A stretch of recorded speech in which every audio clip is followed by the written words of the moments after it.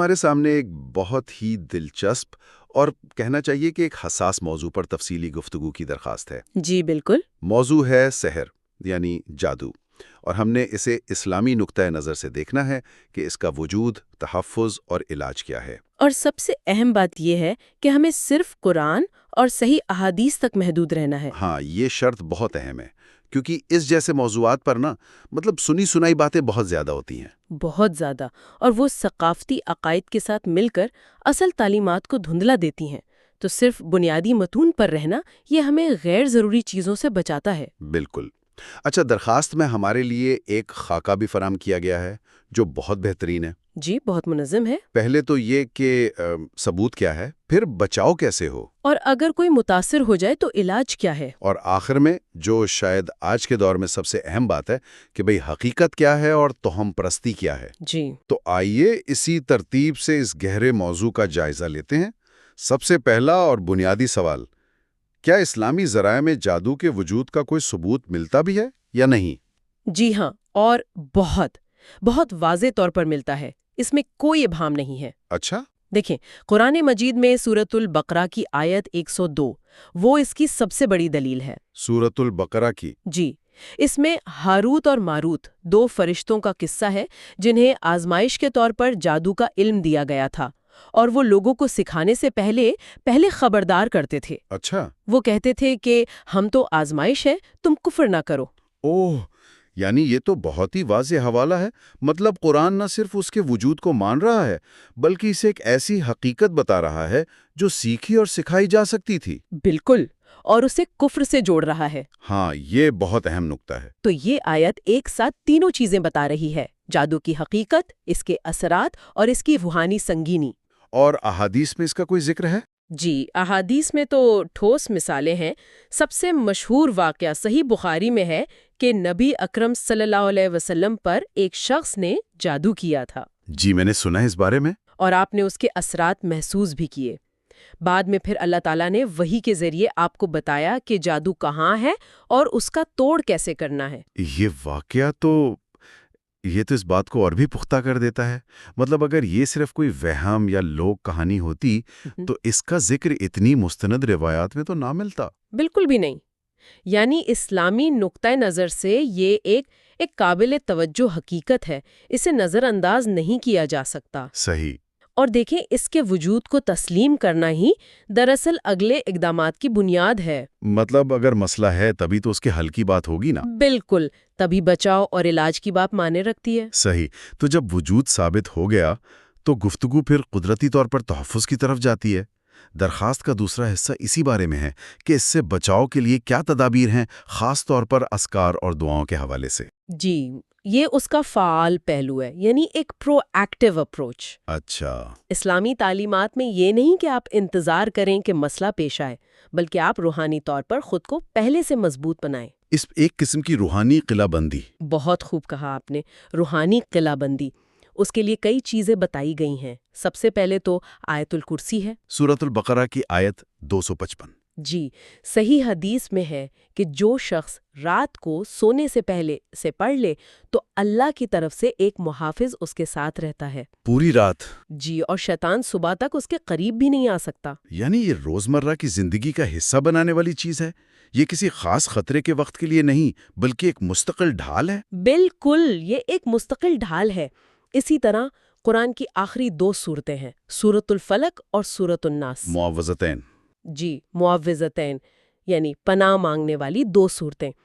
ان کا تو نزول ہی اسی واقعے کے بعد ہوا تھا جس کا ہم نے ابھی ذکر کیا۔ اچھا، جب نبی اکرم صلی اللہ علیہ وسلم پر جادو کیا گیا تھا۔ جی، صحیح بخاری کی حدیث کے مطابق آپ صلی اللہ علیہ وآلہ وسلم انہی صورتوں کے ذریعے اللہ کی پناہ مانگتے تھے۔ یہ جادو اور ہر قسم کے شر سے بچاؤ کے لیے سمجھیں کہ سب سے مؤثر ہتھیار ہیں۔ بہت خوب۔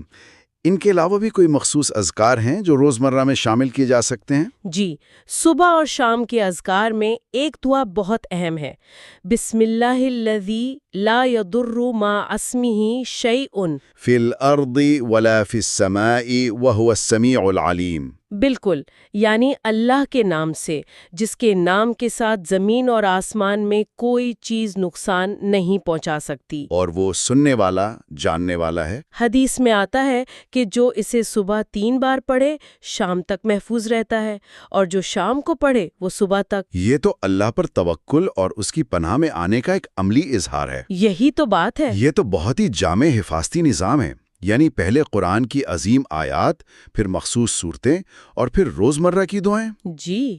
اب ہم اگلے مرحلے پر آتے ہیں کہ بھئی اتنی احتیاط کے باوجود اگر کوئی شخص متاثر ہو جائے تو علاج کے کیا طریقے ہیں؟ درخواست میں رقیہ اور اجوا کھجوروں کا خاص ذکر ہے۔ یہ رد عمل کا پہلو ہے، یعنی ری ایکٹیو اپروچ۔ اگر کوئی متاثر ہو جائے تو اسلام مایوسی نہیں سکھاتا، وہ عملی اقدامات کی طرف رہنمائی کرتا ہے۔ اور یہاں سب سے مرکزی تصور رقیہ شرعیہ کا ہے۔ رقیہ کا مطلب ہے دم کرنا، اور شرعیہ یعنی جو شریعت کے مطابق ہو۔ بالکل، یہ بنیادی طور پر قرآنی آیات اور مسنون دعائیں پڑھ کر مریض پر دم کرنا ہے، یا پانی پر دم کر کے اسے پلانا ہے۔ تو اس میں کون سی آیات استعمال ہوتی ہیں؟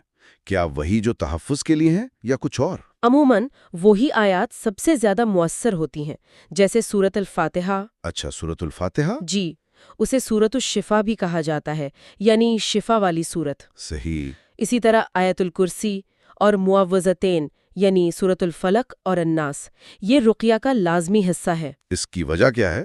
مطلب ان آیات میں ایسی کیا خاص بات ہے؟ دیکھیں، ان آیات میں اللہ کی بڑائی ہے، توحید ہے، اور اس کی پناہ طلب کرنے کا مضمون ہے، اور یہی چیز ہر قسم کی شیطانی قوتوں کے خلاف سب سے بڑا ہتھیار ہے۔ رقیہ دراصل اللہ کے کلام کے ذریعے شفا مانگنا ہے۔ صحیح۔ اور اجوا کھجوروں کا کیا معاملہ ہے؟ یہ تو ایک جسمانی چیز ہے، اس کا اس روحانی علاج سے کیا تعلق بنتا ہے؟ یہاں روحانی اور جسمانی علاج کا ایک بہت حسین امتزاج نظر آتا ہے۔ اچھا۔ صحیح بخاری کی ایک بہت مشہور حدیث ہے کہ جو شخص صبح کے وقت 7 اجوا کھجوریں کھا لے، اسے اس دن نہ زہر نقصان دے سکتا ہے اور نہ جادو۔ 7 اجوا کھجوریں، یہ تو بہت ہی مخصوص ہدایت ہے۔ بہت مخصوص اور واضح ہے۔ یہ اس بات کی طرف اشارہ ہے کہ شفا کے لیے صرف روحانی اعمال ہی نہیں ہے، اللہ نے کچھ مادی چیزوں میں بھی خاص تاثیر رکھی ہے، اور ان کا استعمال بھی پھر توکل کا ہی حصہ ہوا۔ بالکل۔ یہ واقعی ایک بہت جامع نقطہ نظر ہے۔ اب ہم درخواست کی ایک میرے خیال میں بہت اہم حصے کی طرف آتے ہیں، جو شاید آج کل سب سے زیادہ ضروری ہے۔ جی، وہ ہے تہمات اور حقیقت میں فرق۔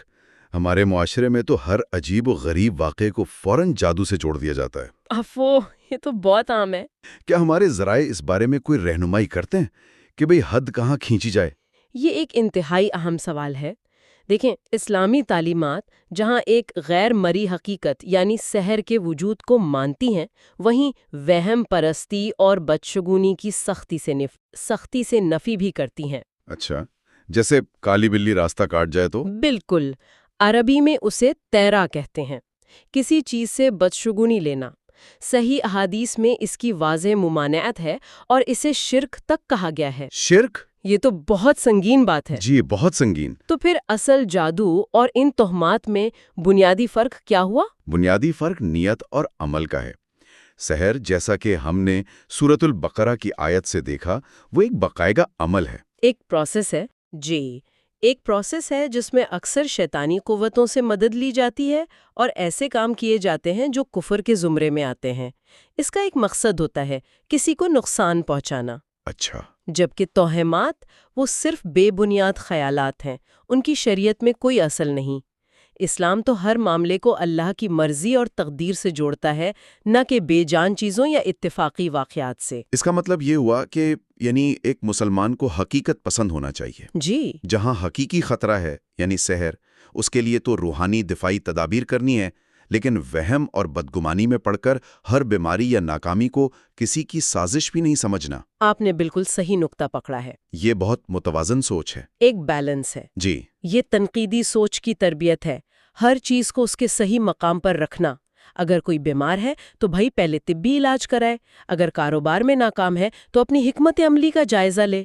ہر چیز کو فوراً مافوق الفطرت قوتوں سے جوڑنا، یہ دراصل ذمہ داری سے فرار ہے۔ اور شاید اللہ پر توکل کی کمزوری بھی۔ بالکل، اسلام اس کی حوصلہ شکنی کرتا ہے۔ اس پوری گفتگو میں ایک بات بہت نمایاں رہی کہ آپ نے ہر نقطے کے ساتھ قرآن کی آیت یا حدیث کا حوالہ دیا۔ درخواست میں بھی اس پر بہت زور تھا، اور یہ واقعی اس گفتگو کی بنیاد ہے۔ یقیناً، اس کے بغیر تو یہ ساری گفتگو میری یا آپ کی ذاتی رائے بن جاتی، یا سنی سنائی کہانیاں۔ صحیح۔ حوالہ دینا اس بات کو یقینی بناتا ہے کہ معلومات مستند ہے اور سننے والا خود بھی ان کی تصدیق کر سکتا ہے۔ یہ علمی دیانت کا تقاضا ہے، خاص طور پر دینی معاملات میں۔ خاص طور پر دینی معاملات میں، جہاں بات اللہ اور اس کے رسول کی طرف منسوب کی جا رہی ہو، وہاں بغیر حوالے کے بات کرنا یہ بہت بڑی غیر ذمہ داری ہے۔ تو آج کی اس تفصیلی گفتگو کا اگر ہم خلاصہ کریں تو وہ یہ ہے کہ اسلامی نصوص کے مطابق جادو ایک حقیقت ہے، جی لیکن اسلام نے اس سے نمٹنے کے لیے ایک مکمل اور بہت متوازن نظام بھی دیا ہے۔ بالکل، اور یہ نظام خوف اور وہم پر نہیں، بلکہ اللہ پر توکل، قرآن سے شفا اور روزمرہ کی دعاؤں پر مبنی ہے۔ آپ نے بالکل صحیح کہا، یہ ایک ایسا نظام ہے جو انسان کو بااختیار بناتا ہے۔ با اختیار، یہ بہت دلچسپ لفظ استعمال کیا آپ نے۔ جی، کیونکہ یہ اسے نہ تو مسئلے کو نظر انداز کرنے دیتا ہے اور نہ ہی اس کے خوف میں مبتلا ہو کر مایوس ہونے دیتا ہے۔ یہ علم اور عمل کا راستہ دکھاتا ہے، یعنی وجود کو تسلیم کرنا، حفاظتی تدابیر اختیار کرنا، ضرورت پڑنے پر علاج کرنا، اور سب سے بڑھ کر حقیقت اور وہم میں فرق کرنا۔ یہ واقعی ایک مکمل ضابطہ حیات کا حصہ محسوس ہوتا ہے جو زندگی کے ہر پہلو کی طرح اس معاملے میں بھی واضح رہنمائی دے رہا ہے۔ بالکل، اور سننے والوں کے لیے ایک سوچ چھوڑے جاتے ہیں جی، کہ زندگی کے دیگر پیچیدہ معاملات میں جہاں معلومات کی بھرمار ہو، غلط فہمیوں کا خطرہ ہو، کیا وہاں بھی ایسا ہی منظم طریقہ کار اپنایا جا سکتا ہے؟ مطلب پہلے مسئلے کی حقیقت کو مستند ذرائع سے ثابت کرنا، جی، پھر اس سے بچاؤ کے عملی اقدامات سوچنا، اگر مسئلہ پیدا ہو جائے تو اس کے حل کی مؤثر حکمت عملی بنانا، اور سب سے اہم، سنی سنائی باتوں اور تہمات کو حقائق سے الگ کرنا۔ بالکل، یہ طریقہ کار صرف اس موضوع کے لیے نہیں بلکہ ہر علمی اور عملی میدان میں کامیابی کی کنجی ثابت ہو سکتا ہے۔